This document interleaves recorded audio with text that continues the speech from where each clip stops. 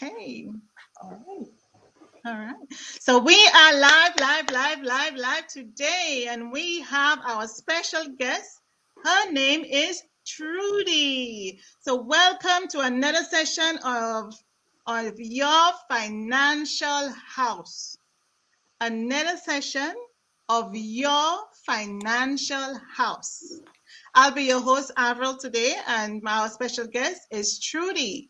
And Trudy is a financial coach, and she will be telling us a little bit more about herself. And we will be addressing the pay yourself first method. The pay yourself first method. So, Trudy, welcome. Thank you so much, Avril. It's awesome to be back again. Amazing, amazing. So, tell us a little bit about yourself. Well, as a few of you may know, I'm an accountant by trade. I have been an accountant for over 20 years. But I just felt the calling and the need to do more to help people who are more like me, more like my typical family. As a result of that, I have gone out and got some more qualifications in that I also now I have my LLQP. I am mutual fund licensed, and I am also a mortgage broker.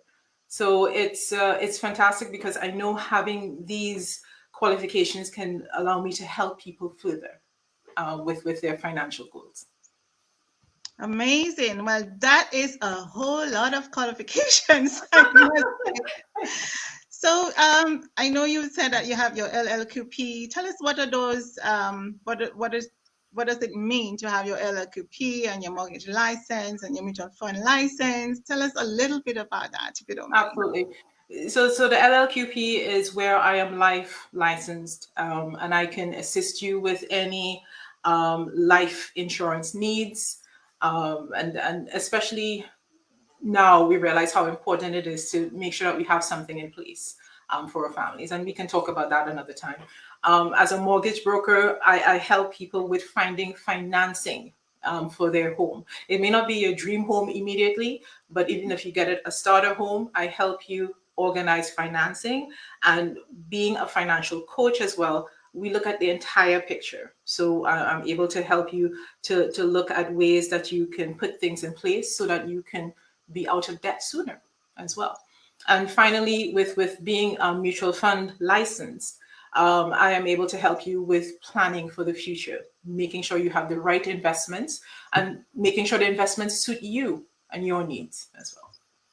Awesome, Trudy. Thank you so much for clarifying that for us. Now we know where to get our mutual funds, and where to get our life insurance, and where to get our mortgage if we having a dream of buying a home someday.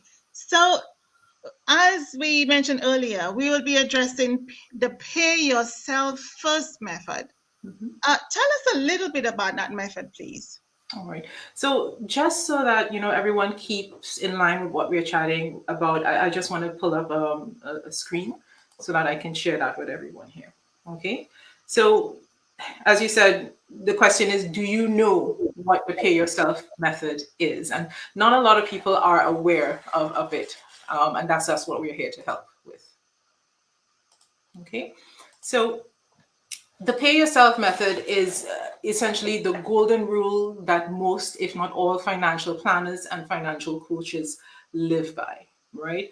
And typically what you find is that families would do bills first.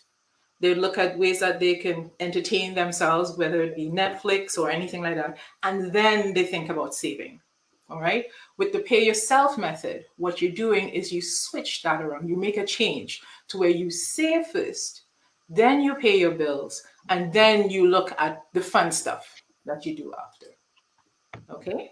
So before paying bills, you need to consider yourself as a bill, in essence, right? So you owe yourself that money. You're a debtor to yourself, and so you have to pay yourself your dues, and you set aside that first, and then your bills and any type of fund could come after. That's what the pay yourself first method is.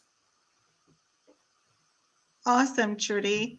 So before we go, when we get paid, before we go and entertain ourselves first and pay our bills and do everything we have to do first, we pay ourselves first. Is that correct? That's right. Make yourself a bill and pay yourself first. Absolutely. All right. So this is amazing information. I hope that everyone on is getting that paper and pen to write down what this is. What is the pay yourself method? And Trudy just let us know what it was and what it is. So please let us see how many of us in the chat now paying yourself first.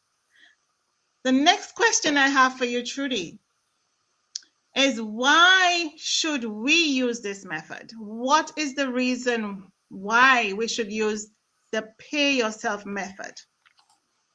Absolutely, Avril. This is such an important question as well, right? And one of the first reasons why I encourage people to use this method is because it creates good financial habits, right? It puts you in a position where you're mentally establishing savings as a priority, right? Not as an afterthought, basically, right? And essentially, your future depends on it. If you are not conscientiously saving for your future, who is going to do it? Right? So you need to be able to put money aside and save for your future as well. And what you're doing as well is that you make yourself a priority, right? Yes, we have bills. Yes, we want to entertain ourselves, but we should come first when we think about this as well, right? What we find is that your bills and expenses come in two categories. They're either mandatory expenses or discretionary expenses. All right. With the mandatory, these are the must pays. These are the fixed bills like your mortgage, your rent. You have to pay that, right? Your utilities, your heat, we need that. All right. The discretionary expenses are the variable expenses. So like what you pay for Netflix, for the Disney Channel, the gym membership, all of that is considered discretionary expenses, right?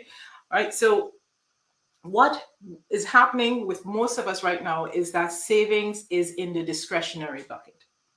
But what we should be doing with the pay yourself first method is moving it from the discretionary bucket into the mandatory bucket. All right. Right now, it's a hit and miss with savings. It's, if I have anything left over, I'll put it into savings. When I get that tax refund, I'll put it into savings. But we need to think differently and realize how important it is to actively save our money. All right. Good stuff, Trudy. I must say, most of the times we have it backwards. And That's right. you for clarifying that for us. Thank you so much for clarifying that for us. So we have persons on, and one person is asking, how do they start to use this method? Absolutely. And this is actually what my next slide is about. Great question. Awesome. Great. All right. So the first thing you need to do is to start saving. It doesn't matter how small it is. Save an amount that you know that you would not miss. If it's $10, $25, $50, $100 a month, start putting that aside. All right. And I want to stress here as well, don't compare yourself to other people, right? You don't know how much other people are able to save. It doesn't matter. You need to focus on you, right? Look at your beginning, but don't compare to someone else's middle. Okay. So that's one of the first things to do to get this started.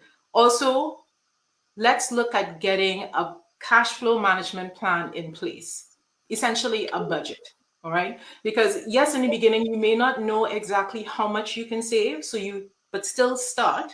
But then when you have a budget in plan, you can then figure out, okay, I can move this up to $100, or I can move this up to $300. But only having a budget in place can you figure out exactly how much you can save at that point as well. So that's the other thing as well. My third point is here, use plans that you have available. And this is something that I've realized not a lot of people take advantage of. Usually when you're working for an employer, they would have some sort of contribution that you could make towards your 401ks. That's for the listeners who are in the US, or your RRSPs. That's for those in Canada. So what you should be doing at this point is take advantage of those plans in place, right? You may be able to contribute 3 to 5% of your salary into that savings account, right? But what people seem to not realize is that your employer will also match your payment. So if you decide that you're going to contribute 5% of your gross income, your employer will also match you at the maximum of 5%. Guys, that 5% is free money. You don't walk away from that. All right. So make sure you maximize it as much as possible and get that into your plan for your savings. All right. And I just want to say as well, Avril, that that's what I'm here for. I'm here to help people to be able to get these things in place, because it's so easy to keep that habit of that bills, fund, savings if it happens, right? But we need to change it, and that's what I'm here to help. So I can sit down with you and help you to get to that spot. Amazing information, Trudy. So informative. I know sometimes we have generational gap. I know this is a norm for us. Generational gap, debt. You have one generation debt going to another and another and another. So now it's the time to break that generational debt. And I think it's so important that we are able to reach out to you who have that knowledge and can give us more information about paying yourself first method. I'm so thankful that you are able to share this information with us. Please reach out to Trudy for a copy of the replay if you have any questions at all. Trudy's contact details are noted here, so you can see it on the last slide here. So if you have any questions regarding the information that we showed today, please reach out to Trudy. So you can DM her, which is just send her a message on Facebook. Look her up. She's also on Instagram, and she's also on LinkedIn. That's right. So thank you so much for that, Trudy, that information today. So to all the Canadians who are watching right now, Trudy is offering a customized, complimentary, and confidential financial analysis. So you can work with her if you're out there and you're looking to do a budget, if you're out there and you're looking to just have a financial analysis done. Trudy is your girl. Please reach out to her and she will be able to help you. Thank you so much for being here today. Thank you for giving us your time. And thank you, Trudy, for taking time off your busy schedule to be here today. Next week, we will be on the Your Financial House, and we will have another exciting topic for you. So Trudy will be doing another exciting topic for us. And so much, I want to thank you again in advance, Trudy, for taking that time. I know you have a busy schedule, but for taking that time to be here with us on Your Financial House. Again, thank you, Trudy. Any last words, Trudy, for the audience? Just that it's so important to think about yourself here. It's so automatic where we remain in the rut of sadly coming down when we're close to retirement, where we're trying to figure out, okay, what do I do from here? And I just want people to realize that all is not lost. It's about, putting things in place as soon as you can when you realize, yeah, I need to do something. And also know that you're not alone, right? This is what Avril and I are here to help people to get into that position where they are prepared and that they can live their best life possible when they retire. Yeah, thanks. Right. And when we retire, we have less time. So now is the time to do things for ourselves. Our biological clock is ticking. So we would have to get on it right now. Thank you again, Trudy. And thank you, audience, for being here. Anybody who have any questions, put it in the chat. If you are here for the first time, welcome, welcome to your financial house. Next week, Saturday, we will be here at 2 o'clock. If you have any questions, put it down and we will be able to answer them for you. Again, once again, thank you so much, Trudy. Thank you.